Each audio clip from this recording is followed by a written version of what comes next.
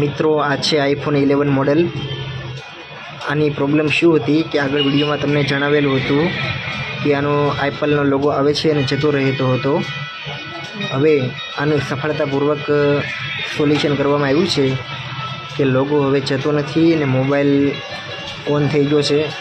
જો તમે live proof જોઈ શકો છો કે એપલનો લોગો હવે જતો નથી અને મોબાઈલ સ્ટાર્ટ પણ થશે, પૂરો ઓપરેટ પણ થશે।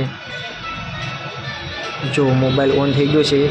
આનું કામ આ રીતે કરવાનું હોય છે, ઉપરથી ડિસ્પ્લે ખોલીને, અને એટલા માટે જ ડિસ્પ્લેનો રિસ્ક હોય છે, એટલા માટે કોઈ દુકાનદાર જલ્દી મોબાઈલ હાથમાં રિપેરિંગમાં લેતા નથી, કેમ કે ડિસ્પ્લેનું જોખમ વધી જાય છે મોબાઈલ ડિસ્પ્લે ઉપરથી ખોલીને કામ કરવાથી।